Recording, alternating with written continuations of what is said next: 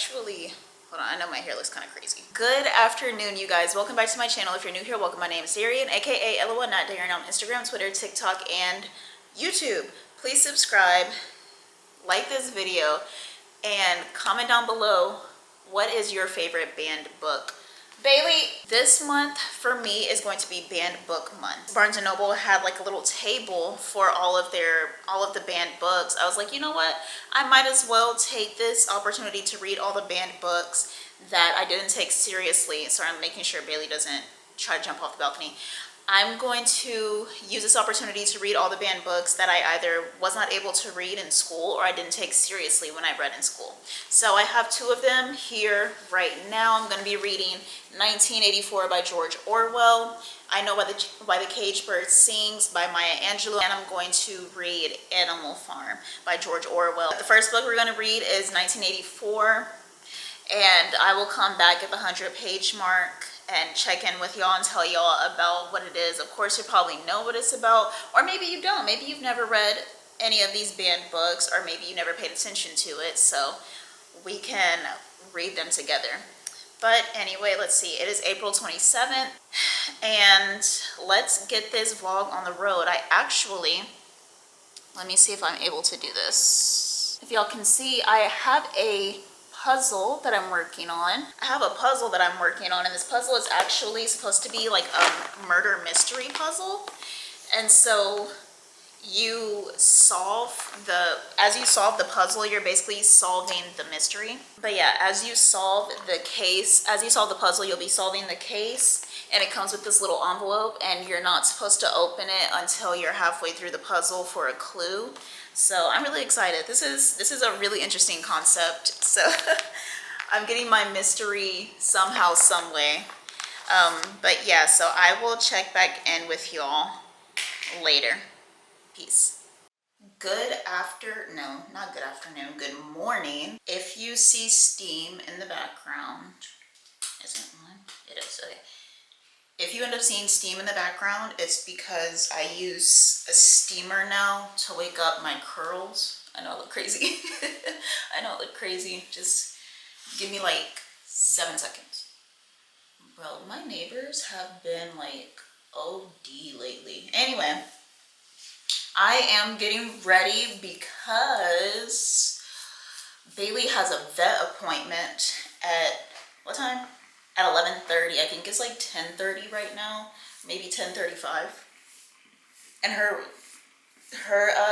vet isn't that far away, but at the same time, I need to be early. I have made it to page 105 in 1984 by George Orwell. So let me tell y'all what 1984 is about. 1984 is about a guy named Winston Smith. He lives in this place called Oceania, which is actually like what we know as England. He lives in what we believe to be 1984 and what he believes to be 1984. And what I mean by that is that he never really, the whole point of Oceania, because Oceania went through a revolution and went from England to Oceania. And after the revolution, they entered a war with other places around the world. The entire point of Oceania is to confuse its citizens, to control its citizens. So throughout all of the literature that existed before the revolution, it has like certain rules called like thought crime, where it's like, if you are caught thinking for yourself, you can be sent to prison, arrested, you get tortured, and you have to confess to a bunch of things that you didn't actually do, and then you're executed. You also have something called like face crime, where you have to always control your face. Basically in the society, they have like these things called telescreens all over the place that watch them. And it's a part of Big Brother. If you've ever watched the show Big Brother, that's where they get it from. Big Brother is always watching.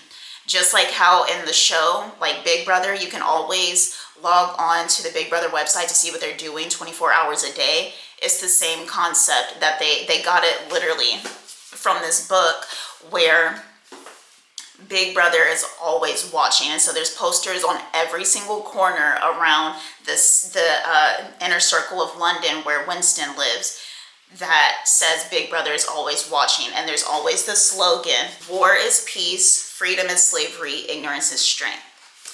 And the entire point of that is to basically brainwash its citizens. And it doesn't, the thing is, it's only the people that are in the inner circle of London. Basically, the people in the inner circle of London are people who probably would have had, who probably would have been born higher in society when it came to capitalism. That's what I'm gathering. And then that's only about like 20% of the population. And the other 80% are people that live in the slums of London. They're all just ignorant. And it's not like I don't even mean it in like a mean way. They're just like, they're ignorant, blissfully ignorant. They don't care as long as they have their beer, as long as, you know, they're happier than pigs and shit. They know life to be what it's always been, you know, and they're just used to like rolling with the punches. Whereas the people who are in the inner circle of London, their lives changed drastically to the point that they had to get rid of anybody within the inner circle of London who was alive and an adult, a full-blown adult before the revolution started, because they would know that the quality of life that's going on now and all of the facts that Big Brother is feeding them is not correct, and it's not right, and it's not how life is supposed to be. So they don't want them to basically sully the minds of everybody around them in London who's in the inner circle that is being indoctrinated by the party. All got purged or whatever, but the people in the outer circle called the proles, which is like 80% of the population, you can find plenty of people on every corner who's like 80, 90 years old, has been around, was like 40 before the revolution even started. The issue with them though is that they're always asleep.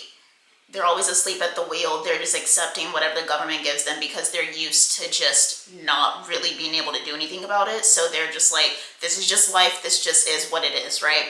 And so the government pours all of their resources into indoctrinating the people in the inner circle to scare them out of using the power that they could have to overthrow the government. What are the ways that the government is indoctrinating the people of the party, which is the inner circle of London? One of the ways is by getting rid of all of the media that existed, all books, all movies, all TV shows that existed before revolution started. They got rid of those. They always change the facts, any type of facts or news that Big Brother might have put out that now might be wrong. Like for instance, Big Brother said that the chocolate rations would go up at the beginning of the year, and now we're in April in the book, and Big Brother just announced that the chocolate rations were going to have to be cut from 30% to 20%. And so they made Winston, because Winston's job is to be a changer or whatever, they made him go back into the Times article that was published back at the beginning of the year that said the chocolate rations would increase, and say that the chocolate rations were not 20 at the beginning of the year, but they were 10. So that now when they say the chocolate rations are being cut from 30 to 20, he has to go and change that and say that the chocolate rations are being increased from 10 to 20, to always make it look like Big Brother is always right and always abundant with its citizens. It's basically like your government is gaslighting you, because you never know what is the real truth, and you never have any full proof of what the real truth actually is, of what is actually being told, of what is actually going on. You never have any real proof, even if you know in your mind, like, no, this is not right. I remember vividly that, like, you know, y'all said 20 or blah blah blah. If they say show me, what are you going to show them? They then go and purge all of the homes that bought the Times magazine at the beginning of the year, or the Times articles at the beginning of the year that said like chocolate rations were going to increase this year from 30 to blah blah blah, right? So you never have any proof to actually call out the government. And if you try to call out the government, you get arrested for thought crime, you get beat the fuck up, and then you get put in front of a court to confess all your crimes before you get executed in front of everybody. Basically, Winston knows that this shit isn't right, and he's just like, he's basically trying to hold on to his own humanity and fight within himself to not be asleep at the wheel and let the government take over his mind and control his mind. Because the whole point of this book is that he who controls the past controls the future, and who controls the present controls the past. This book is so hard to describe, but it is also so fucking good. I've actually taken to underlining some passages in this book because I didn't have a highlighter at the time. Like, one of my favorites is, if the party could thrust its hand into the past and say of this or that event it never happened, that surely was more terrifying than mere torture and death. And like, it just reminds me, like, this whole time I keep thinking about like how censorship, how this is like the perfect book to read while going through my banned book month, because literature here is effectively banned, and that's like one of the first biggest steps and red flags of a fascist society is when they start banning literature. Think about how they have started to censor the schools when it came to slavery.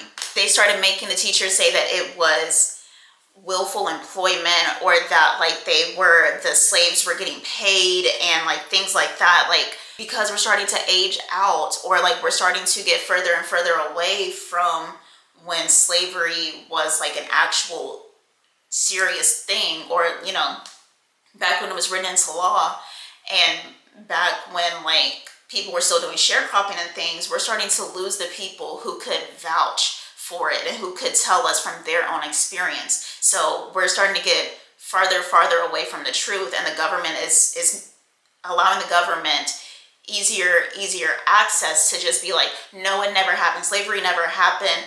This is what actually happened. They were paid. They could have left at any time. They were happy. They were singing and dancing on the plantation, blah, blah, blah. I am like really enjoying this book. It's a true page turner. It's so good. It is so good.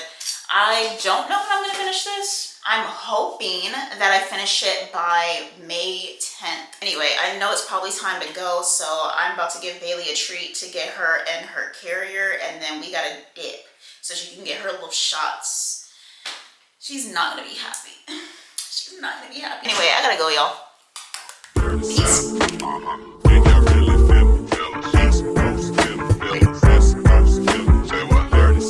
Here we go. Can y'all really feel me? Baby girl. East Coast, feel me. West Coast, feel me. Can you feel us? Dirty South, dirty. Can y'all really feel me? East Coast, feel me. West Coast, feel me. Dirty South, dirty. Can y'all really feel me? East Coast, feel me. West Coast, feel me. Moving too fast, now you popping a hit off. Not so far to be back where you be go. Where you regret what you did, just a little. Baby, what you need to see? Why you wanna be this fit? You ain't gotta tell me what it is, 'cause it's all that's the shit. You must not be fucked up. You must not be fucked up. Nothing bad, you know. Feel me, I've been going too far, I'm sorry. So forgive me, 'cause I'm not weary. Let's believe I want to play things.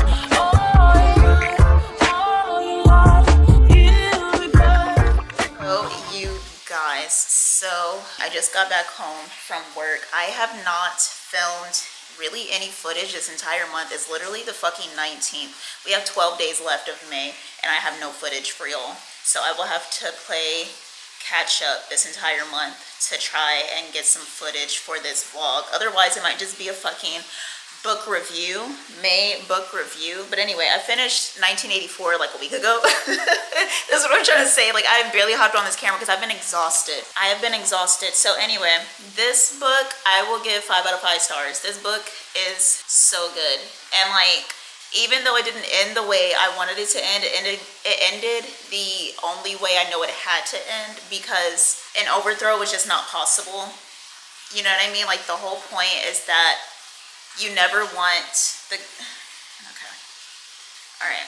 One of the biggest points is that you never want fascism to get as far as it got in this book, because there is no going back, or it'll take centuries and millennia to go back to normalcy. This book was just, it was so good. And it's like, it's one of those movies like Sinners, right? How you have to go watch Sinners multiple times to understand the entire fucking picture. That's what 1984 is. Like, I know that I'm gonna have to reread this again at some point, and reread it again at some point to like get the full picture of this book. That's why I didn't care to break the spine. I feel like 1984 is one of those books where like the spine is meant to be cracked. I also highlighted some places in the book. Like this book was like so, wow. There's just so many words. This book is so fucking good. It's so good. Now I understand why it's a classic. I want so many people to read this book. It's a lot. I will say that when you get to certain parts of the book, it becomes a harder read, because you're just like, okay, like you're trying to soak it in. That's why I'm saying, like, it'll take multiple reads of this book before you can get the full picture, because it's a lot to soak in. And it's like talking about the aims of fascism, modern warfare, how modern warfare happens, how it is, and not only how modern warfare is carried out now, but like who is the target of modern warfare, what is the target of modern warfare. And so one of the highlights that I have in this book is the primary aim of modern warfare is to use up the products of the machine without raising the general standard of living. Because the entire point of this book is to talk about fascism through oligarchy. And so one of the biggest things that they want to do, or one of the biggest aims that they want to do, is not lose power. Don't lose power is by making sure that the people that can rise up against you, which is really the proletarian class, or the proles, is like 80% of the population, right? And so the way that you can make sure that they are not able to overthrow you, because you know that they are always a constant threat to your power, is to keep them exhausted and keep them down. Think about how we used to harvest goods, right? We used to have to go around by hand and harvest everything by hand. But now we have machines that can do that for us in the fields, that go and harvest everything, mass production, right? So that means that we have an excess in goods so that everybody is able to eat. So now we don't have to worry about, can everybody eat? Now certain people who were not able before can start worrying about something else. Once you just think about the pyramid of needs, right? I forgot what it's called. I think it's called Maslow's hierarchy of needs or whatever. Once your basis of needs are met, like your food, your water, your shelter, then you can move on to the next one, then you can move on to the next one and the next one. And so if somebody's food and shelter and clothing are met, then they can move on to wanting to go find education, right? Well, you don't want the proletarians to become educated. Why not? Because if they become educated, then they realize just how shitty their living conditions are. Not only that, but then they also realize just how much fucking power they have, and they can overthrow you. And that is the last thing that the people at the top want, is for you to realize just how much power you have. And so the best way that they can make sure that the proletarians stay at the bottom is by cutting out that excess. All of that excess that we now have, because of that machinery, will go to the war, which is why there's always all of these wars going on to create rations. Well, we have to send things to our soldiers. We have to do this, we have to do that. Or it doesn't even have to be a real war. It can be a tariff war, right?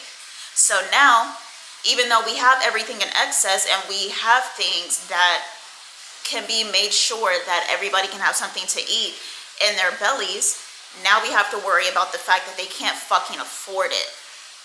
So it went from them not there not being enough food, physically not enough food, to there being enough food, but now the people at the bottom, the 80% at the bottom, is having to worry about how the fuck they're gonna pay for it. This book is so fucking good, and I will absolutely read this again and try to get a bigger scope of what George Orwell was saying, because wow, big brain activity right here, okay?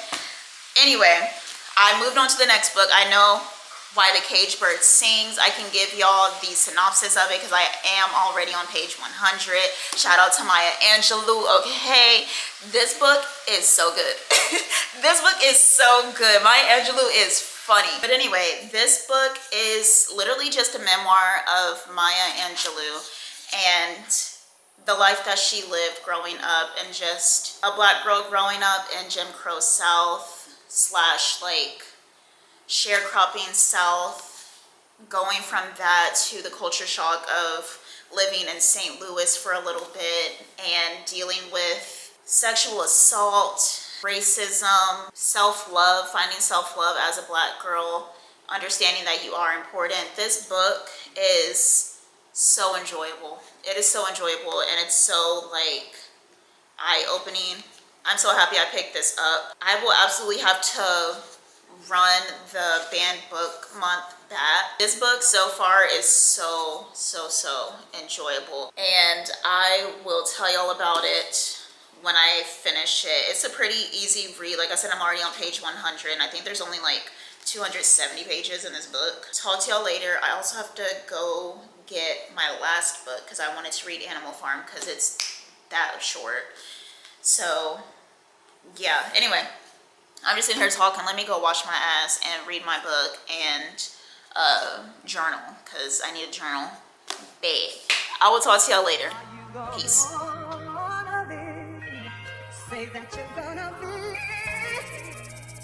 A tornado flew around my room before you came. Excuse the mess it made. It usually doesn't rain in Southern California, much like California. My eyes don't check tears before you go. I'm thinking about you. No, I've been thinking about you. No, I've been thinking about you. Do you think about it?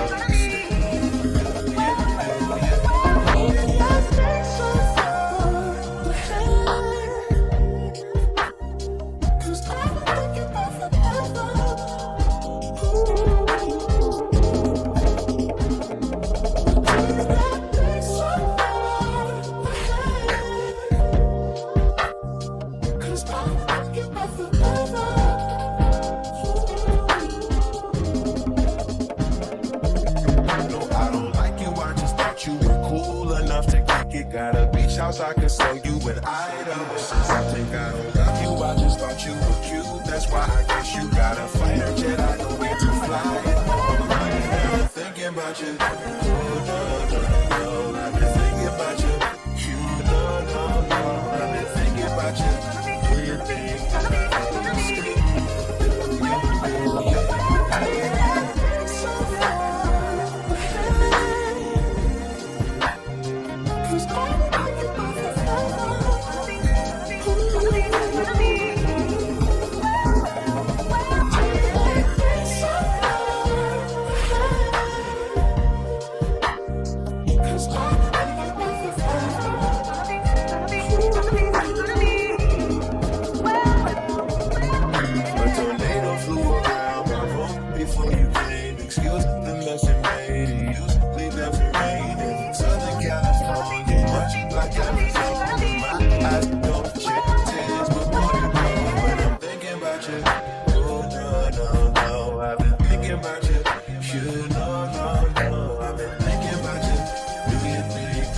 Hey y'all, so y'all are lucky because I almost did not come on this camera because I am in such a shitty mood. I am in such a shitty mood. My period just started today and I'm so fucking irritated at literally everything. You know, one of those days where like your mind only wants to think every single thought that could piss you the fuck off? Yeah. Anyway, so I finished I Know What the Caged Bird Sings. I finished it Monday morning. 5 out of 5 stars. Get off the table. 5 out of 5 stars. This book is so good. It's heartwarming. It's hilarious. There were so many points in this book where I literally actually LOL'd. Like, this book is so good. It's touching. It can make you feel seen. It puts phenomenon that I know many Black women have felt before, but you can't really put it into words.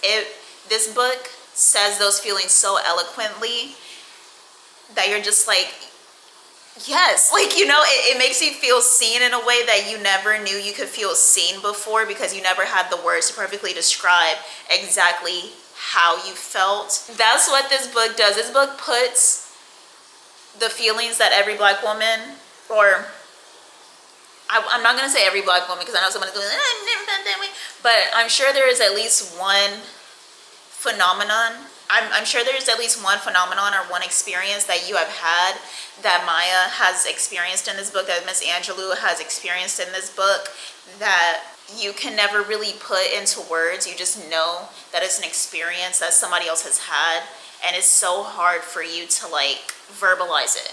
Like, sure, you can verbalize the experience itself, but to verbalize the feelings that came with it, the emotion that came with it. She painted the picture so beautifully, so elegantly, so eloquently, so vividly. Like, this book is literally just, it's so good.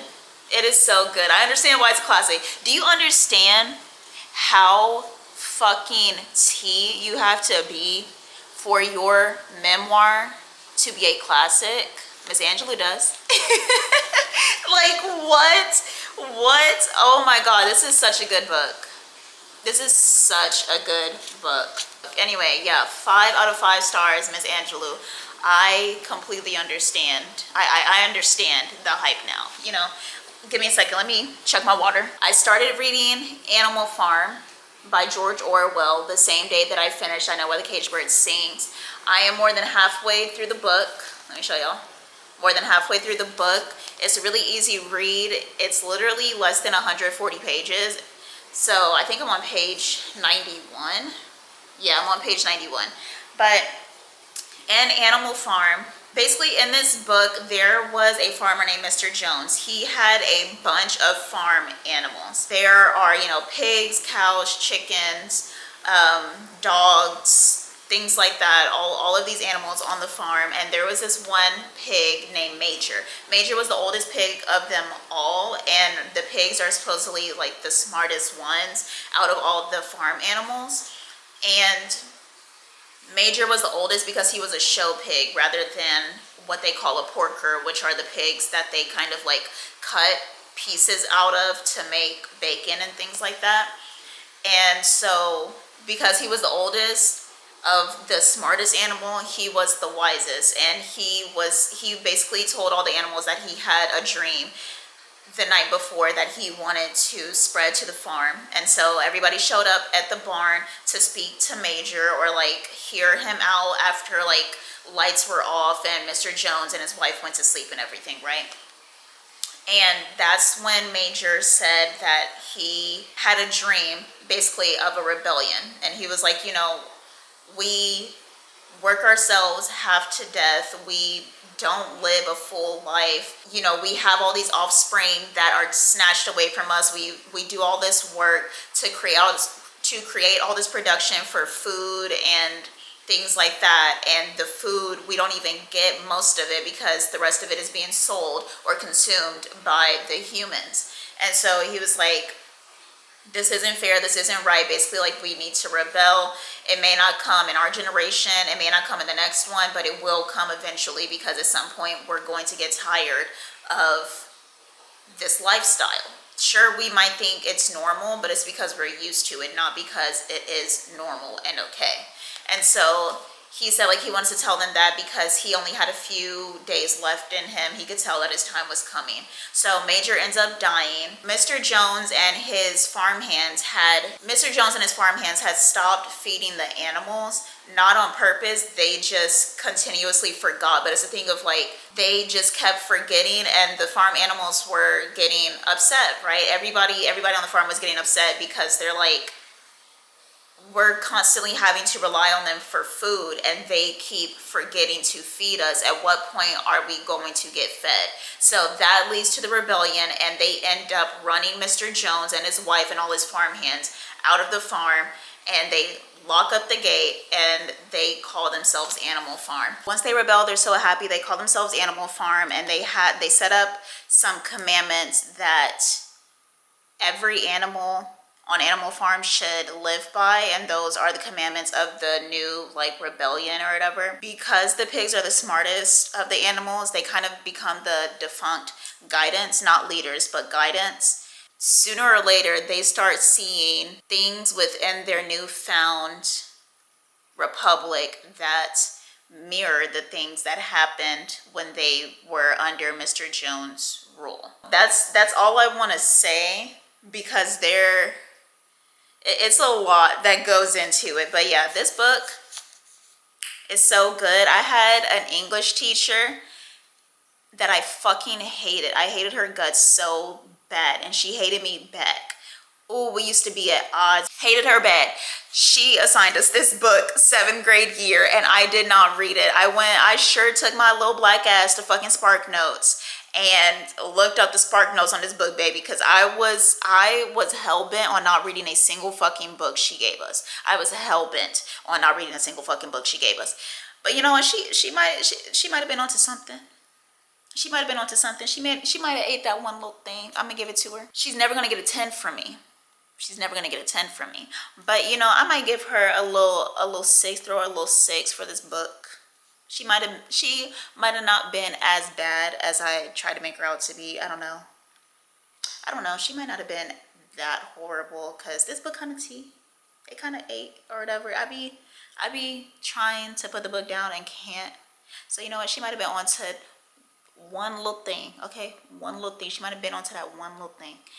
But anyway, other than that, she was wrong about everything. This book is also giving 5-star alert. I think this will be the best book vlog yet, which is crazy because it's been my worst vlog that I have made, because I have not been in the mood to turn on the camera. I've been so busy this month, y'all, and I am so sorry that I have not turned on this camera that much. It's just nothing has really happened in my life, but a lot has happened. Like, I've been going out a lot and getting ready a lot. This is the most that I've been out the entire year. Like, this whole month, this is the most I've been out this entire year since my ex and I broke up. And it's crazy. I have not vlogged not a single fucking bit of it. My bad about that. My bad about that. But anyway, I'm probably going to finish this book today. Maybe we will see how I feel when I get up in the tub, if I feel like finishing it.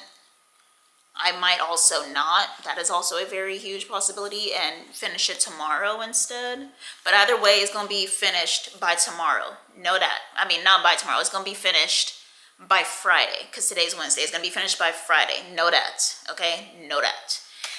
But anyway, I'll see y'all later I'll see y'all later when I finish this book. Yeah.